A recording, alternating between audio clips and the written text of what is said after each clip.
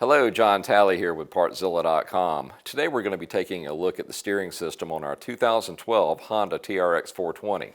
Because I can go ahead and tell you, it shouldn't sound like that.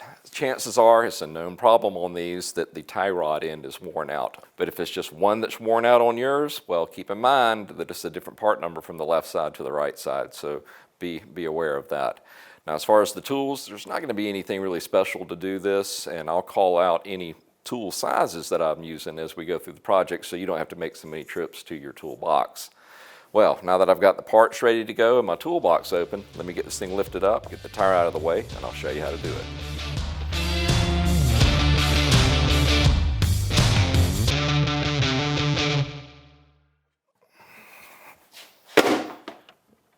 Oh yeah, lots of play in there.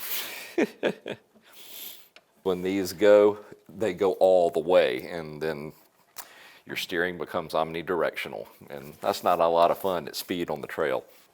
It's not that tough to do. We just have a cotter pin to get out of the way.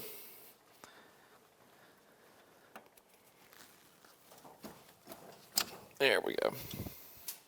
So we've got our cotter pin out of the way, but before we take off that main nut, let's go ahead and break the pinch nut loose, and it's going to be the standard direction for the right side. And once you've broken it loose, don't run it in. We want that to be the same point where the new ball joint is going to end up. So leave it in that position. That way we won't have to realign it. Now that was a 19 millimeter that was used to lock it in place, and then there's a 17 that's going on this main bolt at the bottom, and that's going to be the standard direction. The Honda was nice because they actually give you an area to reach in and hold it still, which is the 17 millimeter.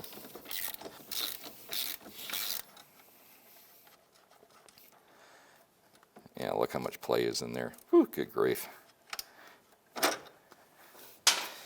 Yeah, that one was just before pulling through.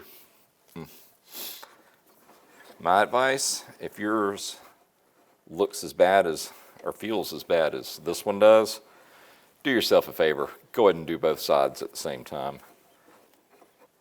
That's where it bottomed out, so right there. Get our 17 back on.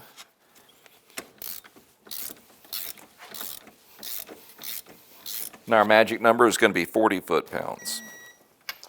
Now we do want to go back and tighten up our pinch bolt, but I want to hold it independently so we don't put any undue stress on it already, because that can damage it. That should do.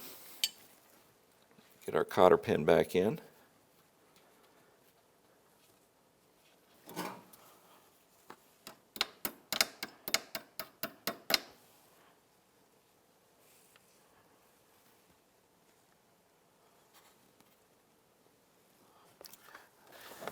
Now let's get our wheel back on.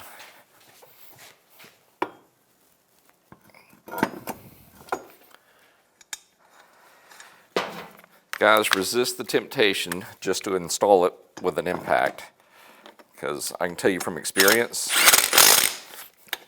there's no way for you to know what torque value that just went to. And I can also tell you it's probably not enough.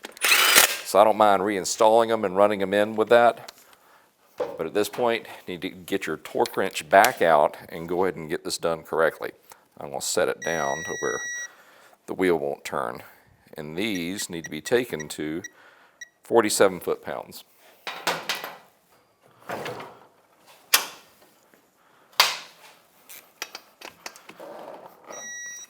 See? Not even close there. Look at that. Come on. And you heard it. Yeah, like that was torqued? No.